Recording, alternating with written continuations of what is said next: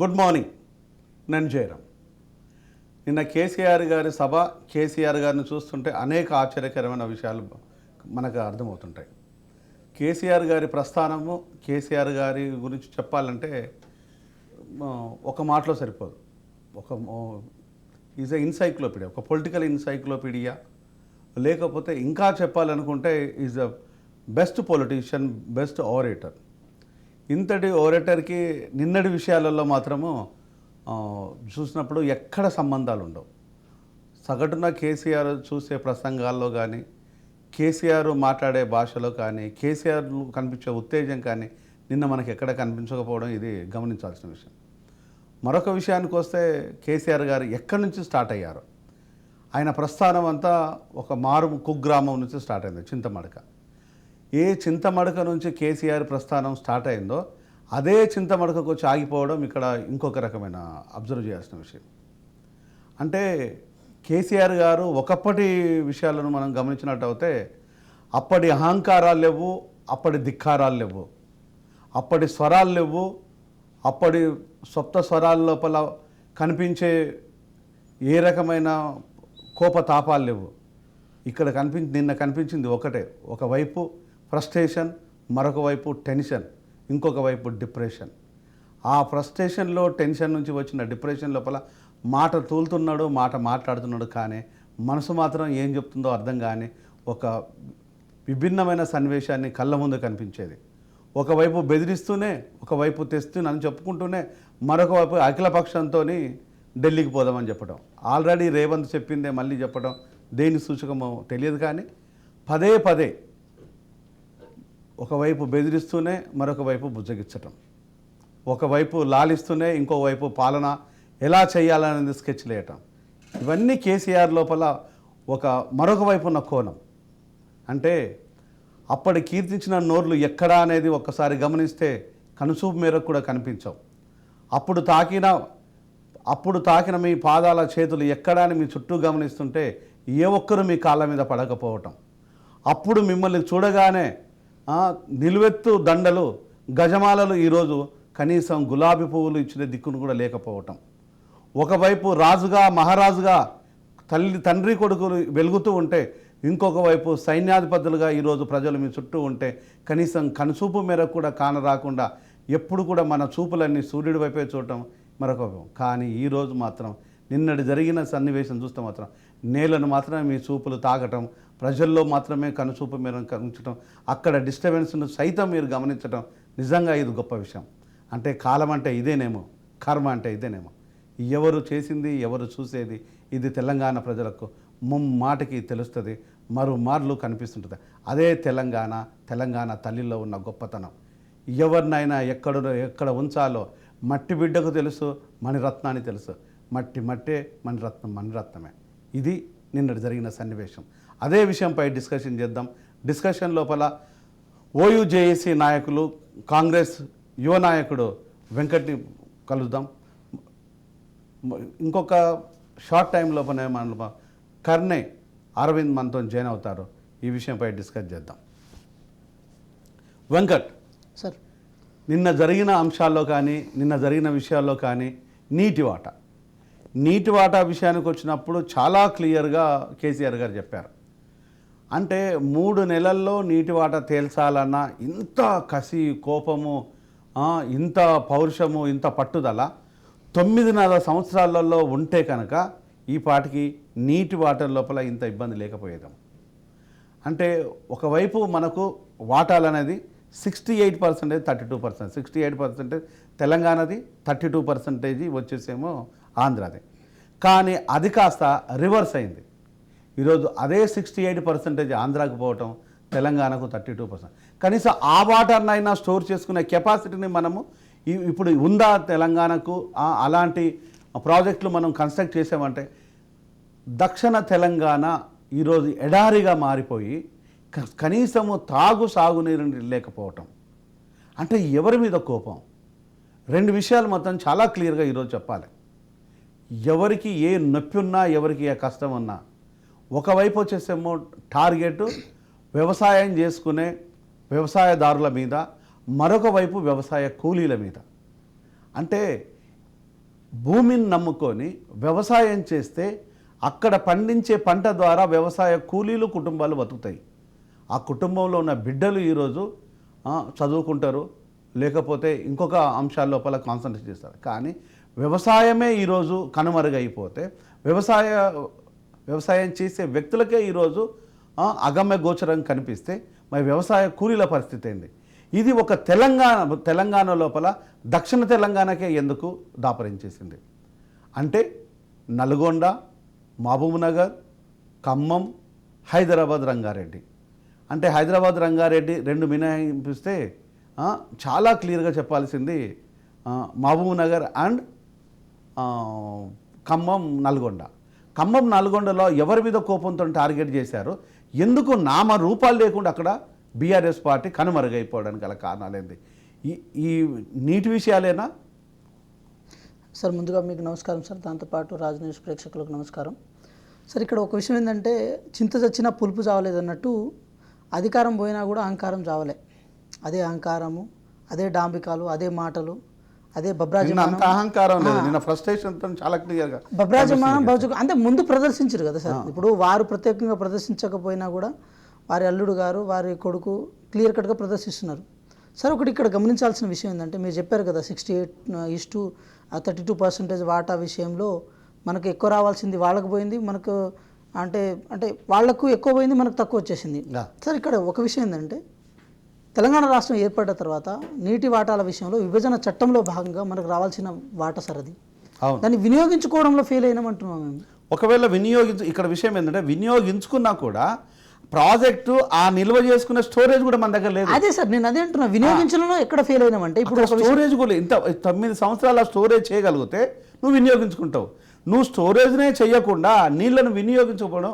ఇంకా ఒక అదృష్టం ఏంటంటే, కేసీఆర్ గారిది విపరీతమైన వర్షాలు రావటం, ఆ నీళ్లను వదిలేయటం, అక్కడ పక్క గవర్నమెంట్తో తనకుండా బిజినెస్లు సెటిల్మెంట్ చేసుకోవటం సార్. అదే సార్, ఒక విషయం ఏంటంటే, ఇక్కడ కృష్ణానదీ జలాల విషయంలో ఒక చెంబెడు నీళ్లు కూడా ఎత్తిపోసి ఇచ్చింది లేదు, చెంబెడు నీళ్లు కూడా ఇచ్చింది లేదు. అప్పటికే శ్రీశైలం, జూరాల, నాగార్జున సాగర్ ఇవేదైతే కాంగ్రెస్ పార్టీ కట్టించిన ప్రాజెక్టులు ఉన్నాయో ఆ ప్రాజెక్టుల ఆధారంగానే మహబూబ్ నగర్ కానీ, నల్గొండ కానీ, లేకపోతే ఖమ్మం కానీ, ఈ 3 జిల్లాలకు నీళ్ళు వచ్చి, మహబూబ్ నగర్కి అయితే నీళ్ళే సరిగా రాని సందర్భాలు.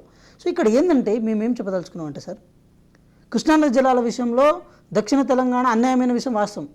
కానీ ఉత్తర తెలంగాణ విషయంలో కాళేశ్వరం అనే ఒక బోగస్ ప్రాజెక్టు తీసుకొచ్చి లక్షల కోట్ల వరకు దాంట్లో నీళ్ళలో పోసిన సందర్భం అయింది. అంటే కాళేశ్వరంలో ఏదైతే అంటే పైసలు పెట్టిరో ఆ పైసలు మొత్తం తెలంగాణ ప్రజలు మొత్తంది కదా, కేవలం ఉత్తర తెలంగాణ పైసలు అయితే కాదు కదా అది. అంటే తెలంగాణ రాష్ట్రాన్ని, అంటే ఇక్కడ దక్షిణ ఉత్తర అనే తేడా లేకుండా తెలంగాణ రాష్ట్రాన్ని వారి స్వలాభం కోసం పూర్తిగా వాడుకోవడంలో కేసీఆర్ గారు సఫలీకృతం అయ్యారు. దానికి ఎట్లా అంటే సార్, ఒక విషయం చెప్తున్నాం. నిన్న వారు నల్గొండలో సభ పెట్టిరు. సభ ఏ ఉద్దేశంతో పెట్టిరు? నీటి పంపకాల విషయంలో నీళ్ళ హక్కుల గురించి పెట్టిరు. అసలు మీరు చెప్పండి, ఈ 9.5 సంవత్సరాల కాలంలో తెలంగాణ రాష్ట్రంలో పర్టికులర్గా దక్షిణ తెలంగాణకు కృష్ణానది ద్వారా మీరు నీళ్ళు ఇవ్వలేదు కదా. కనీసం ఎస్ఎల్బీసీ ప్రాజెక్టు కాంగ్రెస్ పార్టీ హయాంలో దాన్ని కడితే అది దాదాపు ఒక 70 to 80% అది కంప్లీట్ అయింది సార్. 2018లోనో కేవలం ఒక 2,000 కోట్లు కనుక దాన్ని కేటాయించుంటే ఈ పార్టీకి ఆ ప్రాజెక్ట్ కంప్లీట్ అయ్యేది. నల్గొండ ప్రాంతము సస్యశ్యామలం అయ్యేది. నల్గొండ ప్రాంతం సస్యశ్యామలం అయితే నాగార్జున సాగర్ ఎడమ కాలువ నీళ్లు పూర్తిగా సంపూర్ణంగా ఖమ్మం జిల్లాకు వచ్చేవి. అంటే ఈ 2 జిల్లాలకు నీళ్లు ప్రాపర్ వేలో అందేవి. తర్వాత పాలమూరు రంగారెడ్డి ప్రాజెక్టును కనుక క్లియర్ కట్లో అది చేయగలిగితే హైదరాబాదు, రంగారెడ్డి, పాలమూరు ఈ 3 జిల్లాలు సస్యశ్యామలం అయ్యాయి. అంటే దక్షిణ తెలంగాణ సంపూర్ణంగా సస్యశ్యామలం అయ్యేది. కానీ అది ఎందుకు చేయలేకపోయారంటే, ఇక్కడ ఒకటే విషయం సార్, ఎప్పుడైనా ఒక ప్రాజెక్టుని రీడిజైన్ చేసినప్పుడు ప్రాజెక్టులో మార్పులు సరళీకృతమయ్యి అది తొందరగా అప్రూవల్కి రావాలి, అది తక్కువ ఖర్చుతో అయిపోవాలి, ఇంకా ఎక్కువ టెక్నాలజీని ఎస్టాబ్లిష్ చేసుకునే విధంగా ఉండాలి. కానీ కేసీఆర్ గారు ప్రాజెక్ట్ రీడిజైన్ చేశారు అంటే అది కాంప్లికేటెడ్ మేనర్లో వెళ్ళిపోయి అది పైసలు తెచ్చిపెట్టేలాగా మారిపోయి మొత్తం ప్రాజెక్టు మొత్తం ఒక ఏటీఎం లాగా మార్చే ప్రయత్నం చేశారు. అంటే ఒకటి దీంట్లో ప్రాజెక్ట్ లాగా కన్స్ట్రక్షన్ చేస్తే మిగిలేది ఏమీ లేదు. ఇక్కడ కావాల్సింది రీడిజైన్ పేరుతోని పిచ్చిగా తయారు చేసడం వల్ల ఎక్కువ అమౌంట్ను కేటాయించవచ్చు. అక్కడ నిధులను కేటాయిస్తే ఆ నిధులను డ్రా చేసుకోవడం చాలా తేలిక.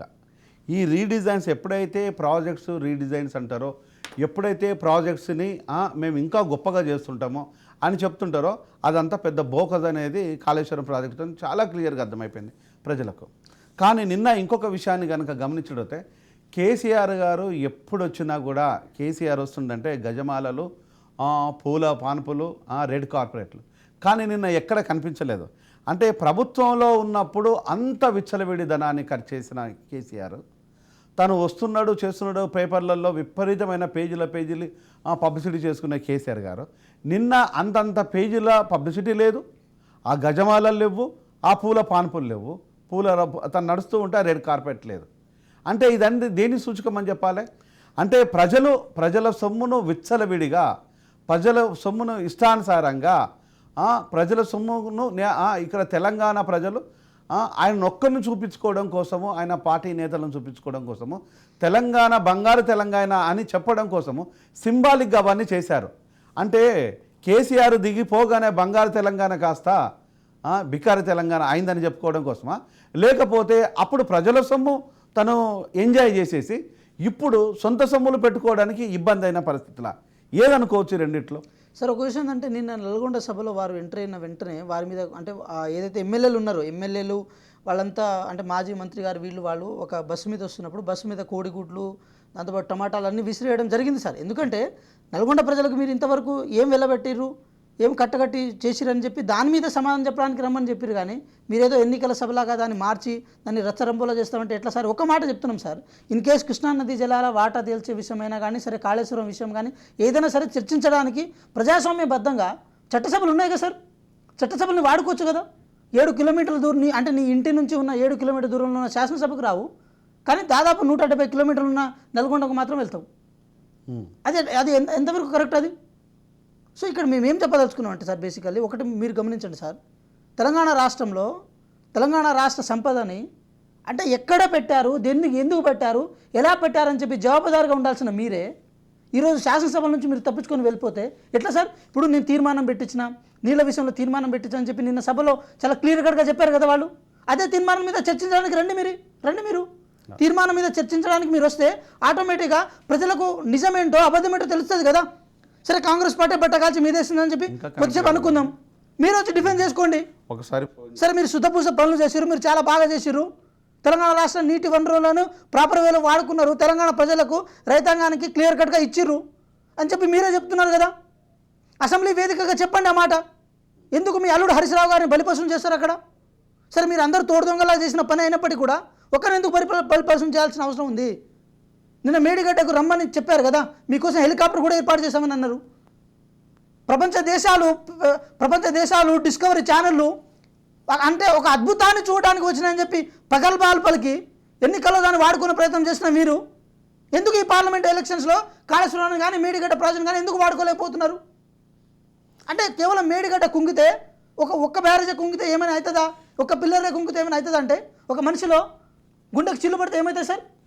ఒకటి ఆయన ఇంకొకటి కూడా చెప్పారు కేసీఆర్ గారు, మేడిగడ్డ ప్రాజెక్టును చూడటం కోసం పోతుండంట, వెళ్తే అక్కడ చూడడానికి ఏముంది, లొటపిస్తుందా అనే భాషను ఉపయోగించారు. అంటే మేడిగడ్డ పనికిరాందా, లేకపోతే మేడిగడ్డను చూస్తే భయమా అనేది ఇప్పుడు ప్రజల లోపల ఎత్తుతున్న క్వశ్చన్స్. అంటే ఇన్ని క్వశ్చన్స్ వస్తున్నా కూడా మేడిగడ్డ కుంగినా కూడా 19వ పిల్లలు కుంగి మిగతా పిల్లల మీద దాని ప్రెషర్ పడుతున్నా కూడా, దాని ఇంపాక్ట్ చూపిస్తున్నా కూడా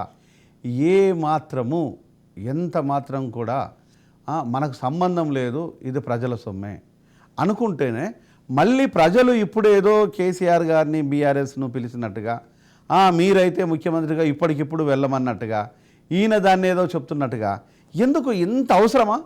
నిజంగా కనుక ప్రజల ముందు చెప్పడానికి, లేకపోతే ప్రజల ముందు చేయడానికి, ప్రజా సమస్యల ముందు పరిష్కరించడానికి మామూలు భాషను కూడా ఉపయోగించవచ్చు. అంటే అంత టెన్షను, ఫ్రస్ట్రేషను, ఆ ఏజ్ లోపల టెన్షను మంచిది కాదు. నా సిన్సియర్ అడ్వైజ్ ఏంటంటే ఫ్రస్ట్రేషన్ కూడా మంచిది కాదు. ఎందుకంటే ఏజ్ ఫ్యాక్టర్ లోపల ఎంత కేర్గా ఉండి ఎంత కూల్గా మాట్లాడితే హెల్త్ పాయింట్ ఆఫ్ వ్యూ లోపల అంత బెనిఫిట్.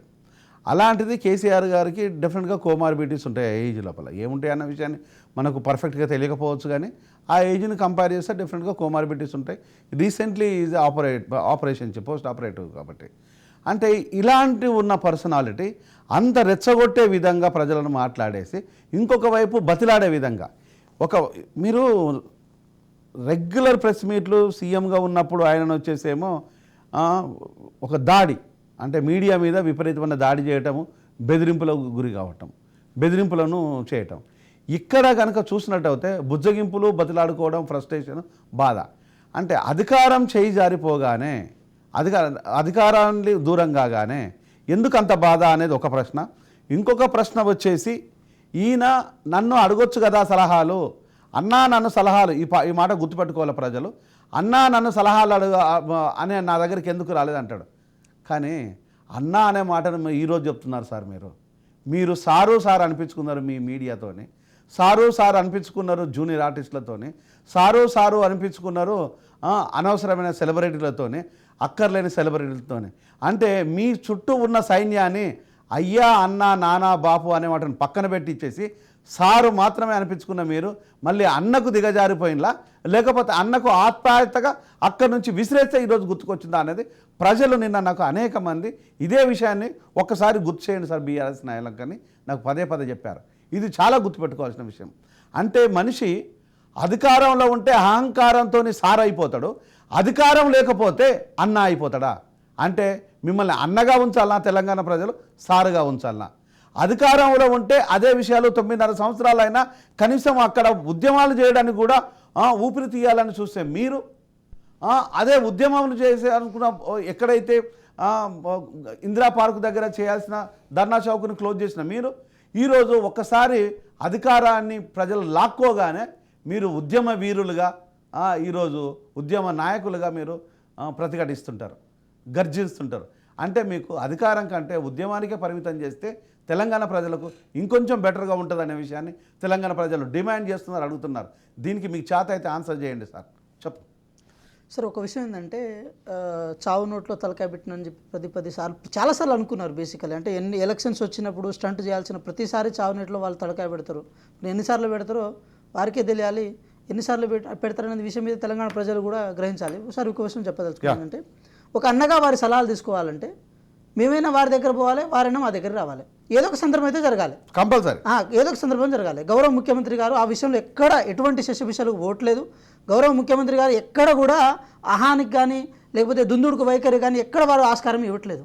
వారు ఒకటే క్లియర్ కట్గా నిన్న గౌరవ ముఖ్యమంత్రి గారు మేడిగడ్డ ప్రాజెక్టును సందర్శించిన తర్వాత ఒక మాట స్పష్టంగా ఏం చెప్పారంటే, అన్నగా మీరున్నప్పుడు అసెంబ్లీకి రండి, ఒక ప్రతిపక్ష నేతగా అసెంబ్లీకి రండి, అసెంబ్లీలో మాట్లాడడం కానీ ఊకదప్పుడు ఉపన్యాసాలు ఇవ్వడం కానీ మీకేం కొత్త విషయం కాదు. సో మీరు అసెంబ్లీకి రండి, మీరు అన్నగా సలహాలు ఇవ్వండి, సూచనలు ఇవ్వండి. నేను తీర్మానం పెట్టమంటే మీరు పెట్టారు కాబట్టి పెట్టారని మీరు చెప్పుకున్నారు కదా, మీరు క్లెయిమ్ చేసుకున్నారు కదా, దాని మీద చర్చిద్దాం, దాని మీద మాట్లాడదాం. ఇదేమో చిన్న అంటే ఒక 100 కోట్ల బడ్జెట్ 200 కోట్ల బడ్జెట్ కాదు కదా సార్. ఇది దాదాపు 1,00,000 కోట్ల బడ్జెట్. ఈ 2 నదులు, ఉత్తర తెలంగాణలో గోదావరి, దక్షిణ తెలంగాణలో కృష్ణ, ఈ 2 నదులు తెలంగాణలో ప్రవహిస్తున్నప్పుడు ఆ నదీ జలాలను తెలంగాణ ప్రజలకు అందించడంలో మనం ఎటువంటి పాత్ర పోషిద్దామని చెప్పి క్లియర్ కట్గా మాట్లాడుకుంటే అయిపోయేది. ఒక అన్నగా నువ్వు సలహాలు ఇస్తే అయిపోయేది. కానీ అంటే ఇలాంటి సభలు సమావేశాలు పెట్టి కేవలం నీ ఎలక్షన్ స్టంట్ కోసం, నీ ఎలక్షన్ దీనికోసం, నేను చావు నోట్లో తలకాయ పెట్టినా, కాళేశ్వరం మేడిగడ్డ పిల్లర్ కింద నేను తలకాయ పెట్టినా, నేను ఈడబెట్టినా ఆడబెట్టినా అని చెప్పి కేవలం ప్రజల దగ్గర సెంటిమెంట్ని, ఎమోషన్స్ రగల్చుకొని ఏం పబ్బం గడుపుకుందాం అనుకున్నారు మీరు? చెప్పు గురించి మాట్లాడతారు, మీరు చెప్పు తీసుకొని రైతులు కొడతారని మాట్లాడతారు. మేము ఒకటి మాట్లాడితే దాన్ని ఇంకోటిగా మీరు ఇంటర్ప్రిట్ చేసి మీరు దాన్ని మార్చి మీ సోషల్ మీడియా దాన్ని మార్చి అదే సోషల్ మీడియా అబద్ధాన్ని ఈరోజు మీ సభ వేదికగా మీరు మాట్లాడారంటే మీరు ఎంత అబద్ధాల కోరుగా మిమ్మల్ని అనుకోవచ్చు సార్. ఒక విషయం ఏంటంటే, మేము వయసులో చిన్నోళ్ళు అయినప్పటికీ కూడా కొన్నిసార్లు ఫ్రస్ట్రేషన్ మేము కంట్రోల్ చేసుకోవాల్సిన అవసరం వస్తుంది సార్. ఎందుకు వస్తుంది? తెలంగాణ సంపద మా భవిష్యత్తు సార్. తెలంగాణ సంపద మా భవిష్యత్తుని ఈరోజు ఆగమాగం చేశారు కదా సార్. ఎంత దారుణమైన విషయం ఏంటంటే, 1 కోటి ఎకరాలకు నీళ్ళు ఇస్తామని అన్నారు వాళ్ళు కాళేశ్వరం ప్రాజెక్టు ద్వారా. 1,00,000 కోట్లు ఖర్చు పెట్టి 1 కోటి ఎకరాలకు నీళ్ళు ఇస్తామన్నారు సార్. కనీసం 1,00,000 ఎకరాలకు నీళ్ళు ఇచ్చిన సందర్భాలు కూడా క్లియర్ కట్గా కనపడతలేదు సార్. వాళ్ళు ఇచ్చిన ఏదో ఒక పవర్ పాయింట్ ప్రజెంటేషన్ ఉందో దాన్ని అధికారంలో వచ్చిన తర్వాత మేము ప్రదర్శించినాం. నిన్న మా గౌరవ ముఖ్యమంత్రి గారు, మా ఇరిగేషన్ శాఖ మంత్రి గారు ఆధ్వర్యంలో నిన్న ప్రదర్శించడం జరిగింది. వాస్తవాలు తెలిసినాయి కదా. ఆ వాస్తవాలు 1 కోటి ఎకరాలు కనపడతలేవు. అది ఎవరు పవర్ పాయింట్ ప్రజెంటేషన్ కాదు సార్, అది వాళ్ళ పీపీటీనే మేము ప్రదర్శించినాం. దాంట్లో కూడా వాస్తవాలు తేలేదు కదా. మరి దీని మీద మాట్లాడాల్సిన అవసరం ఉంటుంది కదా సార్. ఎందుకు మాట్లాడడానికి వాళ్ళు అవకాశం తీసుకుంటలేరు? కంపల్సరీ డిస్కషన్ చేయాల్సిందే, డిస్కషన్కి రావాల్సిందే. కానీ ఈ విషయాలు ఎప్పుడు కూడా కేసీఆర్ గారు తప్పించుకునే ప్రయత్నం. అంటే మీకు ఇంకోటి చెప్పాలి sir, sorry sir for the introduction sir. ఒక విషయం ఏంటంటే, ఎలక్షన్స్ ప్రచారంలో భాగంగా రాహుల్ గాంధీ గారు తెలంగాణ రాష్ట్రానికి వచ్చినప్పుడు వారు పోయి అక్కడ చూశారు సార్, సందర్శించారు. రేవంత్ రెడ్డి గారు, రాహుల్ గాంధీ గారు సందర్శించారు, పోయి చూశారు సార్. అది జాయింట్ ఏదైతే ఉందో మధ్యలో ఆ జాయింట్ని చూపించే క్రమంలో జస్ట్ ఏదో చూపిస్తున్నారు, అట్లా వాళ్ళు అనాలిసిస్ చేసుకున్నారు. దానికి కేటీఆర్ గారు చాలా వ్యంగ్యంగా, చాలా అహంకారపూరితంగా పర్రి ఉంది అని చెప్పి దాన్ని వ్యంగ్యంగా మాట్లాడే ప్రయత్నం చేశారు. ఇప్పుడు ఉన్నది పర్రేనా సార్? అది పర్రేనా లేకపోతే మధ్యలో వచ్చిన చీలికనా? ఎందుకు ఇంట్లో వ్యంగ్యంగా మాట్లాడాలి సార్? ఎలక్షన్ టైంలో నవంబర్ 30 తారీఖు నుంచి మొదలు పెడితే డిసెంబర్ 3వ తారీఖు వరకు ఈ మధ్య కాలంలో దాదాపు 5 రోజులు 4 రోజుల కాల పరిధిలో సార్ చాలా అవకతవకలు చాలా వెనక ముందులు అయినాయి సార్. దానికి ఈఎన్సీ మురళీధరన్ గారు చాలా క్లియర్ కట్ పాత్ర పోషించుండే, మాజీ ఈఎన్సీ గారు. సరే ఇక్కడ మేమేం చెప్పదలుచుకున్నామంటే తెలంగాణ ప్రజలు మాయ చేసే క్రమంలో ఎందుకు అంత వ్యంగ్యంగా, అంత అహంకారంగా, ఎందుకంత ఆరోగెన్స్గా, దురుసుగా ప్రవర్తించాల్సిన అవసరం ఏర్పడింది? తెలంగాణ ప్రజల సొమ్ముని నీళ్ళలో పోసిన తర్వాత కూడా ఎందుకు మీ అహంకారం తగ్గించుకుంటలేరు? వాస్తవాలను ప్రజలకు చెప్పే విషయంలో కాంగ్రెస్ పార్టీ ఒక మెట్టు పైకెక్కుతుంటే మీరు ఎందుకు అవే వాస్తవాలను మరి అవాస్తవాలుగా చిత్రీకరించే ప్రయత్నం చేస్తున్నారు? ఇలా చూసుకుంటూ పోతే సార్ నెక్స్ట్ పార్లమెంట్ ఎలక్షన్స్లో ఇంకొక విషయాన్ని నేను ప్రజలకు చెప్పాల్సిన బాధ్యత ఉంది. తెలంగాణ ప్రజలు గమనించాల్సింది, విద్యార్థులు ఒకవేళ కనుక ఉద్యమకారులు ఎవరున్నా కూడా, నాయకులు కింది స్థాయి నాయకులు ఎవరున్నా కూడా, లేకపోతే ఆటగాళ్ళు పాటగాళ్ళు, లేకపోతే ఇతర సాంస్కృతిక విభాగం చెందిన వాళ్ళు ఎవరైనా కూడా, దయచేసి మీరు ఒకసారి గుర్తుపెట్టుకోండి. నిన్నటి నిండు సభ లోపల సీఎం రేవంత్ రెడ్డిని సభను నడిపించుకుంటూ ఒకవైపు కల్చరల్ యాక్టివిటీ రన్ చేస్తున్న అంటే మాజీ సీఎం కేసీఆర్ రావడానికి ముందు ఆ వాయిస్ నేను విన్నాను, కానీ నాకు పేరు మాత్రం దయచేసి నాకు గుర్తు రాలేదు. మీలో ఎవరికైనా ఉంటే నాకు మెసేజ్ చేయండి, లేకపోతే కింద కామెంట్ కూడా పెట్టండి. ఆయన పదే రేవంత్ రెడ్డిని ఒక ముఖ్యమంత్రిని పట్టుకొని ఒక యాంకర్గా వ్యవర్తించిన వ్యక్తి లేకపోతే ఇంకెవరో నాకు తెలియదు, కానీ నేను అప్పుడే టీవీ ఆన్ చేశాను. రండా అని చెప్పేసి రేవంత్ రండా, వాడు వీడు అనే భాషను ఒక 10 times రిపీట్ చేశాడు. బీఆర్ఎస్ నాయకుడు అయి ఉండొచ్చు. ఈ 10 times రిపీట్ చేసే ఈ మైండ్ సెట్ని ఒకవేళ మీద కనుక నేను ఈ భాష వాడకూడదు, దయచేసి తెలంగాణ ప్రజలు క్షమించాలి. ఈ 10 times మాట్లాడే వీడికి కేసులు అవుతే ఎవడు కాపాడతాడు? జైలుకు పోతే ఈ కుటుంబాన్ని ఎవరు రక్షిస్తారు? ఇతని భార్య బిడ్డల్ని ఎవరు కాపాడతారు? తిండి ఎవరు పెడతారు? సిరఫ్ మీడియాలో రావటం కోసము, సెన్సేషన్ క్రియేట్ చేయడం కోసము, సీఎంను తిట్టడమే ఒక బాధ్యతగా ఇదే భాగంగా మాట్లాడితే తెలంగాణ ప్రజలు హర్షిస్తారా?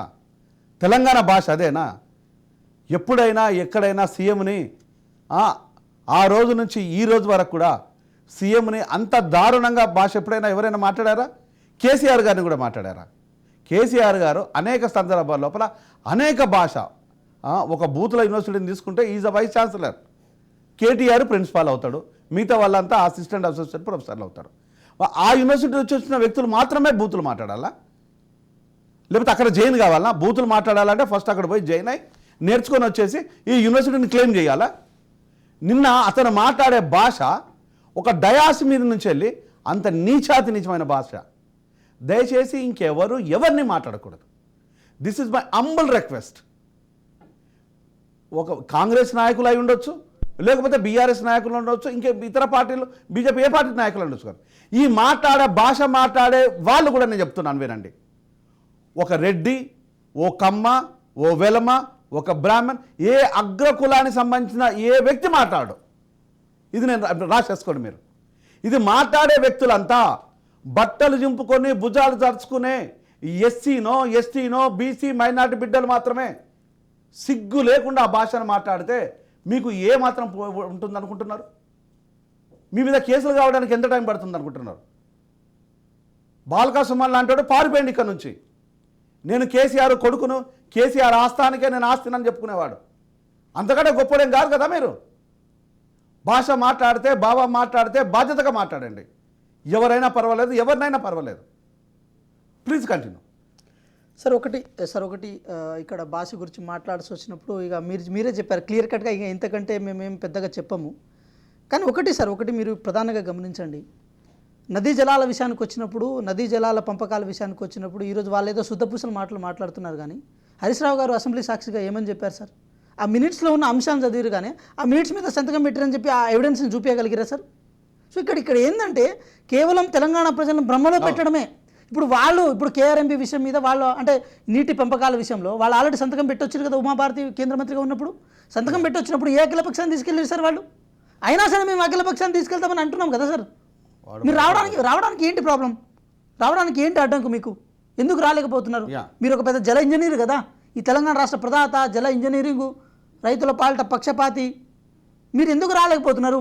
కనీసం రైతులకు కానీ లేకపోతే తెలంగాణ ప్రజలకు ప్రాతినిధ్యం వహించడానికైనా వస్తే అయిపోతుంది కదా, మరి ఎందుకు రాలేకపోతున్నారు? అంటే ఏముందో, వాస్తు అడ్డొస్తుందా, లేకపోతే మీ దగ్గర సబ్జెక్ట్ అడ్డొస్తుందా, లేకపోతే నిజంగా మీరు అంటే మొత్తం తిన్నది మొత్తం కక్కిస్తారేమో, ఎక్కడో బయటపడతానేమో పుసుక్కనని చెప్పి అట్లా భయపడి వస్తున్నారు లేదా? మరి ఎట్లా రావట్లేదు? ఇప్పుడు 20 అని చెప్పి ఇన్ని రోజులు సెలవు తీసుకున్నారు, సరే తెలంగాణ ప్రజలు ఆ సానుభూతి చూపించారు, మరి ఇంత దూరం పోయిన దానికి 20 ఏం ప్రాబ్లం రాలేదు కానీ అసెంబ్లీకి రావడానికి 20 ప్రాబ్లం అవుతుందా? సో ఇక్కడ మేమేమంటున్నామండి సార్, అసెంబ్లీ వేదికను ఎందుకు వాడుకుంటలేరు బీఆర్ఎస్ నాయకులు, బీఆర్ఎస్ ప్రజాప్రతినిధులు, దాంతోపాటు కేసీఆర్ నాయకత్వంలో ఎందుకు వాడుకుంటలేరు అని చెప్పి చెప్తున్నాం మేము. అసెంబ్లీ అనేది the main centric point for giving their opinions కదా, ఆ సెంట్రిక్ పాయింట్ ఎందుకు యూటిలైజ్ చేసుకుంటలేరు? సో ఇక్కడ ఒకటే కుట్ర కూడా మనం ఆలోచించాల్సిన విషయం ఏంటంటే, తెలంగాణ రాష్ట్రంలో నీళ్ల దోపిడీ అంటే నీళ్ల పేరుతో పైసలు దోపిడీ జరిగింది. ఆ పైసల దోపిడీ కేవలం ఏదో ఇంత కాదు సార్, కొన్ని వేల కోట్లు, 1,00,000 కోట్లు దాంట్లో పెట్టిన తర్వాత కొన్ని వేల కోట్లు వీళ్ళు తిమింగలాలు మింగినట్టు మింగే ప్రయత్నం చేసిరు. ఆ మింగింది మొత్తం కేవలం తెలంగాణ ప్రజల సొమ్మే. సో అది బయట కక్కించే విషయంలో, బయట పెట్టే విషయంలో కాంగ్రెస్ పార్టీ ఒక్క అడుగు కూడా వెనకేదు సార్, ఒక్క అడుగు కూడా వెనకేదు. ఎందుకు ఒక్క అడుగు కూడా వెనకేదంటే సార్, తెలంగాణ రాష్ట్రంలో నిధులు నియామకాల కోసం కొట్లాడి తెలంగాణ సాధించుకున్నాం. నియామకాలు ఎట్లాగా వాళ్ళు తెచ్చిపెట్టింది లేదు, ఇచ్చింది లేదు. అలాగే నియామకాల విషయంలో కూడా అంటే నియామకాలు ఇవ్వలేదు. దీంట్లో ఒకటేంటంటే క్లియర్గా నిన్న మేడిగడ్డకు వెళ్ళింది టీం. నిన్న మేడిగడ్డకు వెళ్ళిన తర్వాత అక్కడ చూసిన తర్వాత ఈరోజు మాత్రం డిఫరెంట్గా ఒక వేడి చర్చ మాత్రం ఉంటుంది, అందులో ఏమాత్రము కన్ఫ్యూజ్ లేదు. అంటే ఈ చర్చ ఏ విధంగా ఉంటుంది అనే దానికంటే కూడా ఎవరైతే కల్ప్రిట్స్ ఉన్నారో, నాట్ ఓన్లీ ఒక మేడిగడ్డ విషయం, ప్రతి డిపార్ట్మెంట్లో ఉన్నారు ఈరోజు. ఎవ్రీ డిపార్ట్మెంట్, మీకు హెల్త్ డిపార్ట్మెంట్లో కల్ప్రిట్స్ ఉన్నారు, ఎడ్యుకేషన్లో ఉన్నారు, రెవెన్యూలో ఉన్నారు, నెక్స్ట్ వచ్చేసి ఫినాన్స్లో ఉన్నారు.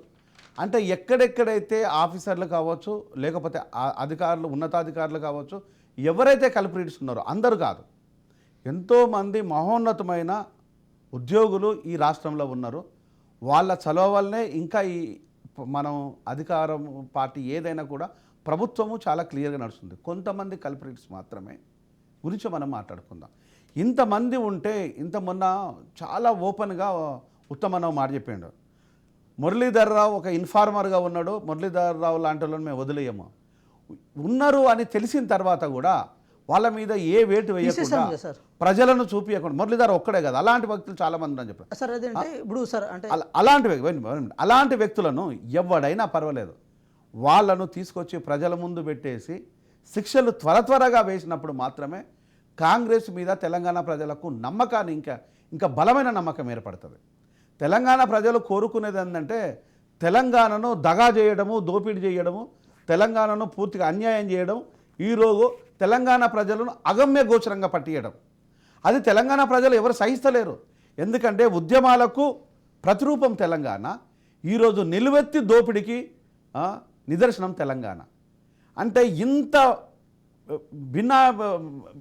ఏకత్వంలో భిన్నత్వంలాగా ఇంత ఉన్నతత్వంలో ఇంత భయంకరమైన దోపిడి ఉంటే ఆ దొంగల్ని ఇంకా ఎందుకు వదిలేస్తున్నట్టు, నిజంగా వాళ్ళకు శిక్షలు పడతాయా అనేది తెలంగాణ ప్రశ్నల నుంచి మరొక ప్రశ్నగా మిమ్మల్ని అడుగుతున్నాను. చెప్పండి సార్. ఒక విషయం ఏంటంటే వాళ్ళు మింగింది ఏనుగంతా, మా చేతులు మిగిలింది తోక. ఏనుగు మొత్తం మింగితే అది కూడా లేదని చెప్పండి, ఖాళీ కుండలు ఎండు బొచ్చలే ఉన్నాయని చెప్తున్నారు. తోక చేతిలో మిగిలింది, ఆ తోకను పట్టుకొని ఏనుగు లాగే ప్రయత్నం చేస్తున్నాం సార్ మేము.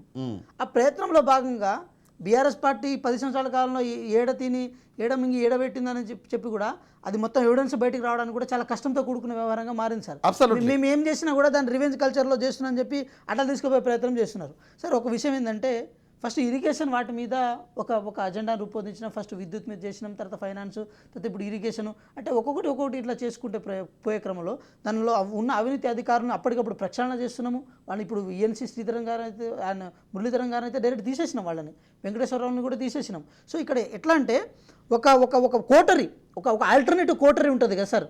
ఒక క్లియర్ కట్ అంటే సెంట్రల్ గవర్నమెంట్ ఇచ్చిన ఐఏఎస్లతో కాకుండా స్టేట్ గవర్నమెంట్ రిక్రూట్ చేసిన గ్రూప్ 1 సర్వీసెస్ కానీ మిగతా ఇంజనీరింగ్ సర్వీసెస్ అట్లా కాకుండా ఒక ఆల్టర్నేటివ్ ఒక కోటరీని ఒక దండుపాళ్యం బ్యాచ్ని ఈరోజు ఆ రోజు కేసీఆర్ గవర్నమెంట్ దాన్ని తీసుకునే ప్రయత్నం చేసింది. సో దాన్ని ప్రక్షాళన చేయాలంటే ఒక్కొక్కటిగా చేయాల్సిన అవసరం ఉంటుంది సార్. కాంగ్రెస్ పార్టీ ఆ విషయంలో ఎక్కడ కాంప్రమైజ్ అవుతలేదు. ఎందుకు కాంప్రమైజ్ అవుతలేదు అంటే సార్ మీరు ఒకటి గమనించండి, ఈ కొన్ని ప్రధానమైన శాఖలు కొన్ని వాటిలో డైరెక్ట్గా వాళ్ళకి ఇన్వాల్వేషన్ ఉంది, కొన్ని వాటిలో వాళ్ళు కొంతమంది పావులా వాదుకున్నారు. సరే వాళ్ళ అధికారుల, రాజకీయ నాయకుల, లేకపోతే కార్పొరేట్ శక్తుల, సినిమా ఇండస్ట్రీ వాళ్ళు సెకండరీ సార్. కానీ వాళ్ళు మాత్రం 100% ఒక క్లియర్ కట్ ఛానల్ ద్వారా ఈ తెలంగాణ రాష్ట్ర ఖజానాని దోచుకునే ప్రయత్నం చేశారు. ఆ దోచుకునే ప్రయత్నంలో భాగంగా సార్ ఇక్కడ జరిగిన విషయం ఏంటంటే మీరు ఒకటి గమనించండి సార్, తెలంగాణ రాష్ట్రంలో ప్రధానమైన శాఖలు ఇదే వేదిక మీద నేను చాలాసార్లు చెప్పిన, తెలంగాణ రాష్ట్రంలో ప్రధానమైన శాఖలైన కొన్ని ఇప్పుడు హెల్త్ కానీ, లేకపోతే ఇరిగేషన్ కానీ, లేకపోతే రెవెన్యూ కానీ, లేకపోతే ఆర్థిక కానీ, ఈ శాఖలన్నీ ప్రధానంగా వాళ్ళ చేతిలోనే ఉన్నాయి కదా సార్. వాళ్ళ చేతిలో ఉన్న శాఖలు కాబట్టి ప్రధానంగా వీటిలోనే అంటే అవినీతి జరిగే ఛాన్సెస్ ఉంటాయి. కాబట్టి ఇప్పుడు పరిశ్రమ కానీ, లేకపోతే మున్సిపాలిటీ కానీ, ఇవన్నీ వాళ్ళ చేతిలో ఉన్న శాఖలే. సో అవి బయటికి తెలియాలంటే తీగలాగితే డొంక కదలాలి సార్. తీగలాగితే డొంక కదిలే క్రమంలో మాకున్న అధికారాలు కేవలం ఇప్పుడు మేము అంటే రివెంజ్ అని వాళ్ళు అనుకున్నప్పటికీ కూడా దాన్ని బయటికి తీసుకొచ్చి ప్రజలకు పెట్టే ప్రయత్నం కూడా చేయాల్సిన సందర్భంలో ఒక విషయం ఏంటంటే పరిపాలన చేయాలి, ప్రజలకు మేము ఇచ్చిన హామీలను నెరవేర్చాలి, మేము 6 గ్యారెంటీలను చెప్పిన వాటిని ప్రజలకు క్లియర్ కట్గా అందించే విషయంలో మాకున్న చిత్తశుద్ధిని ఎప్పటికప్పుడు నిరూపించే ప్రయత్నం మేము చేస్తుంటేనే వాళ్ళ అవినీతిని, వాళ్ళ అరాచకాలని, వాళ్ళ దుర్మార్గంలో ఉన్న అంశాలను బయటకు తీసుకొచ్చి ప్రజలకు తెచ్చే పనులు కూడా చేస్తాం సార్. ఈ 5 సంవత్సరాల కాల పరిమితిని మేము క్లియర్ కట్గా వాడుకుంటాం. గౌరవ ముఖ్యమంత్రి గారు ఆ విషయంలో ఎక్కడ కాంప్రమైజ్ గారు, ఎందుకంటే కొట్లాట నుంచి వచ్చిన వ్యక్తిగా, పోరాటాల నుంచి వచ్చిన వ్యక్తిగా, ప్రజల మద్దతుతో వచ్చిన వ్యక్తిగా నాకు నిన్న ఇంకొకటి కూడా ప్రజల నుంచి క్వశ్చన్ వచ్చింది. ఏది అడగమన్నారంటే కేసీఆర్ గారిని, డైరెక్ట్ కేసీఆర్ గారిని, అయ్యా మీరు ప్రతిసారి విద్యుత్ గురించి మాట్లాడుతున్నారు, ఎలక్ట్రిసిటీ గురించి మాట్లాడుతున్నారు వెంకట్. ఎలక్ట్రిసిటీ మాట్లాడుతున్న క్రమం లోపల మేము ఉచితంగా ఎలక్ట్రిసిటీ ఇచ్చాము, మీటర్లు తీసేస్తాము, మీటర్లు పెడితే నష్టం జరుగుతుంది వాళ్ళకు ఉన్నది అంటే ఒక విషయం లోపల తెలంగాణ ప్రజలు, తెలంగాణ రైతాంగము ఆలోచించండి. నాకున్న ఆలోచన ఏంటంటే మీటర్లు కేసీఆర్ గారు మాత్రమే పెట్టాలి. ఎందుకంటే ఉచిత కరెంటు కేసీఆర్ గారు ఇస్తున్నారు కాబట్టి మీటర్లను కేసీఆర్ గారు పెట్టేసి ఎన్ని పంపు సెట్లు ఉన్నాయి అన్న విషయాన్ని మీటర్ల ద్వారా మనకు అర్థమవుతుంది. నెంబర్ 1.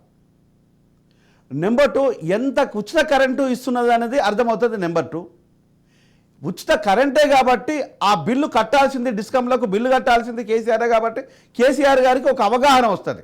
నెంబర్ 3, నువ్వు ఉచితంగా కరెంట్ ఇవ్వడానికి మీటర్లు పెట్టకూడని దానికి ఎక్కడైనా సంబంధం ఉన్నదా? ఎప్పుడు కూడా నేను మీటర్లు పెట్టలేదు అనేది సెంట్రల్ గవర్నమెంట్ మీటర్లు పెట్టమని చెప్పింది అనేది ఒక డ్రామా ప్లే చేసుకుంటూ అసలు నేను ఎవరు అడగటం లేదనా? మీటర్లు పెట్టడం వల్ల నష్టం ఏం జరుగుతుంది? మీటర్లు పెట్టాల్సింది నువ్వే, లెక్క తేల్చాల్సింది నువ్వే, ఆ లెక్క డబ్బులు కట్టాల్సింది నువ్వే, డిస్కమ్లకు డబ్బులు పే చేయాల్సింది నువ్వే. ఇప్పటి వరకు డిస్కమ్లకు పే చేయాల్సిన అప్పుల కుప్ప ఎంత అంటే 76,000 కోట్లు, 76,000 కోట్లు.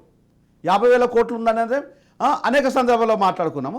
అది 76,000 కోట్లు కనిపిస్తూ ఉన్నది. ఇన్ని అప్పులు చేసి అంటే దీంట్లో ఉన్న కుట్ర ఏంటంటే నేను ఏం చెప్పదలుచుకున్నానంటే మీటర్లు పెడితే ఎన్ని మీటర్లు ఉన్నాయో ఒకటి తెలిసిపోతుంది, ఎన్ని పంప్ సెట్లు తెలిసిపోతుంది. పంపు సెట్ల ద్వారా ఎన్ని ఎకరాల భూమికి వాటర్ పారిందో తెలిసిపోతుంది. దాని ద్వారా ఎంత రాబడి వచ్చింది, దిగుమతి ఎంత వచ్చిందో తెలిసిపోతుంది. దాని ద్వారా ఈయన చెప్పే 3 కోట్ల టన్నుల మెట్రిక్ టన్నుల ధాన్యం పండిందా లేదా అనే విషయం తెలిసిపోతుంది. దాని ద్వారా మనం ఎంత ఉచిత కరెంటు ఇస్తున్నది కూడా తెలిసిపోతుంది. దాని ద్వారా అప్పులు ఎన్నున్నాయనే తెలిసిపోతుంది. దాని ద్వారా ప్రాజెక్టులు అవసరమా కాదా, ప్రాజెక్టుల ద్వారా ఎన్ని నీళ్లు వస్తున్నాయో కూడా తెలిసిపోతుంది. ఇవి ఏమీ తెలియకుండా, ఇది ఏమీ ప్రజలకు అర్థం కాకుండా మీటర్లు పెట్టట్లేదు అనేది ఒక డ్రామా ప్లే చేశారు. సార్ మీకు నాకు ఒకటే ఛాలెంజ్, నాది తప్పు ఉంటే నన్ను ఉరిదీయండి, మీ చర్చకు నేను వస్తాను, నేనే కూర్చుంటాను.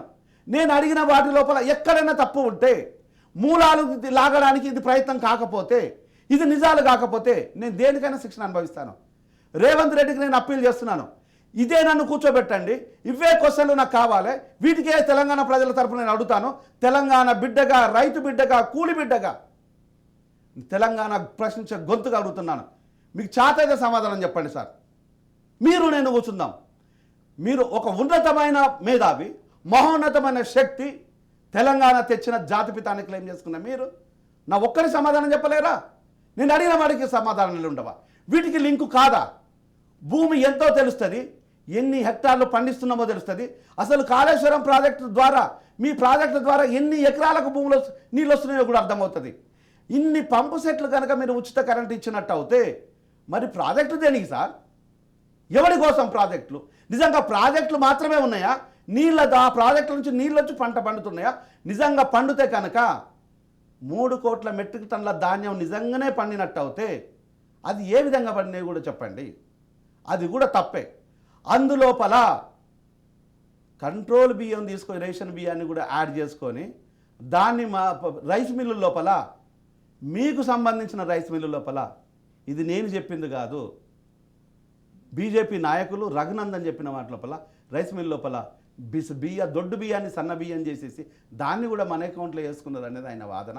దాని పట్ల ఆయన చాలా కంప్లైంట్ ఇచ్చారని కూడా చెప్పడం ప్రజలకు అనేక సందర్భాల్లో చెప్పి ఉన్నారు. ఇది ఏమి మాయ చేసి మంత్రాలు చేసేసి మీరెక్కడ సార్ ఉచిత కరెంట్ ఇచ్చింది? ఈరోజు ప్రజలు కదా 76 వేల కోట్లు అప్పున్నది. అప్పులు వేసి అంటే ఇప్పుడు రేవంత్ చేయాల్సిన పని ఏంటంటే ఇంకొక 76 వేల కోట్లు అప్పు చేసి ఉచిత కరెంట్ ఇవ్వాలా? ఇప్పుడు పంపు సెట్లను మనము పెట్టకుండా, పంపు సెట్ల లెక్క తేలకుండా, దానికి ఎన్ని ఎకరాల భూమి పండుతుందో తెలియకుండా అది అప్పుడు ఉచిత కరెంట్ ఇవ్వాలా? సార్ మీరు రైతుల మీద ప్రేమ ఉన్నట్టుగా, రైతుల మీద నిజంగా మీకు నిజంగా ప్రేమ ఉన్నట్టు అవుతే, ఆ రైతుల అంశాలు ఉన్న మీకు రావున్నట్టు అయితే రైతు బంధు ఇవ్వాలనుకుంటే, సార్ రైతులే ఉన్నట్టు అయితే ఈరోజు సినిమా యాక్టర్లు రైతే అంటారా? సినిమా హీరోయిన్లు కూడా రైతే అంటారా? ఐఏఎస్లు ఐపీఎస్లు రైతులేనా? భూస్వాములు పెత్తందారులు కూడా రైతులేనా? కూలీ నాలి చేసుకున్న అరెకరం పావెకరం ఉన్న వాళ్ళ రైతులు కాదా? ఈరోజు రైతు కూలీలు రైతులు కాదా? వాళ్ళకు కదా సార్ రైతు బంధు, రైతు మద్దతు ఇవ్వాల్సింది. వాళ్ళకు కాకుండా మనం ఇచ్చింది ఎవరు? ఓ శ్యామకూర మల్లారెడ్డికి, కాలేజీలు పెట్టుకున్న ఓ రాజేశ్వర్ రెడ్డికి, కాదుకూడదు అనుకుంటే మరో నిరంజన్ రెడ్డికి, ఇంకనుకుంటే మన ఫామ్ హౌస్కు, లేదనుకుంటే కవితకు కావాల్సింది. ఇవే కదా మనం ఇచ్చింది. చలో ఇదే విషయాన్ని ప్రజల ముందు కూర్చోబెడదాం, అడుగుదాం. ఆ రోజు ఈ రోజు నేను ప్రశ్నించే గొంతుగానే ఉంటాను కూడా. చెప్పండి, కంక్లూడ్ చేయండి వెంకట్. సార్ ఒక విషయం ఏంటంటే సార్, ఇప్పుడు మీరు రైతు బంధు విషయానికి వచ్చినప్పుడు ఒక మాట అయితే కంక్లూజన్ చేయదలుచుకున్నాం సార్. ఒక విషయం ఏంటంటే మేము అంటే తెలంగాణ రాష్ట్ర ప్రభుత్వం ఉచితంగా మహిళలకు బస్సు సర్వీస్ ఇస్తే దాని మీద అవాకు చవాకులు పేలుస్తున్న బీఆర్ఎస్ పార్టీ నాయకులకు ఒక మాట స్పష్టంగా ఏం చెప్పదలుచుకున్నామంటే, ఇదే రైతు బంధు విషయంలో అంటే ఒక లిమిట్ పెట్టకుండా భూస్వాములకు పెత్తందారులకు మీరు చెప్పిన దాని లాజిక్ ప్రకారమే ఎంతోమంది ఉన్నత వాళ్లకు భూములు ఉన్న వాళ్లకు ఒక సీలింగ్ లేకుండా అంటే ఇచ్చే ప్రయత్నం చేస్తున్నారు కదా సార్. అంటే పేద ప్రజలకు ఇచ్చేదానికి అడ్డుకట్ట వేస్తారు, బడాబాబులకు ఇచ్చే విషయంలో మాత్రం మీకు క్లియర్ కట్ విజన్ ఉంటుంది సార్. ఏదేమైనప్పటికీ ఒకటే విషయం సార్, ఈరోజు అసెంబ్లీ సమావేశం ఉంది. అసెంబ్లీ సమావేశంలో 100% కేసీఆర్ గారు రావాలి, చర్చించాలి. వారి కోసమే ఈరోజు స్పెషల్గా అసెంబ్లీలో ఒక కుర్చీ కూడా వేసే ప్రయత్నం చేస్తాము. ఎక్కడ నల్గొండలో మా కోమటిరెడ్డి గారు ఎట్లయితే కుర్చీ చేసారో మేము కూడా ఈరోజు వారి కోసం స్పెషల్గా ఒక కుర్చీ చేస్తాం. ఎందుకంటే సార్ ఒక విషయం, అసెంబ్లీ వేదికను వారు ప్రాపర్ వేలో వాడుకుంటేనే తెలంగాణ ప్రజలకు ఒక క్లియర్ కట్ మెసేజ్ ఇచ్చినట్టు ఉంటుంది. లేకపోతే చట్టసభలకు వారికి వ్యతిరేకించినట్టే. ఎట్ ద సేమ్ టైం వాళ్ళు నిన్న నల్గొండలో సభ పెట్టింది కేవలం రాజకీయ కోణంలో భాగంగానే పెట్టిందని అనుకోవచ్చు సార్.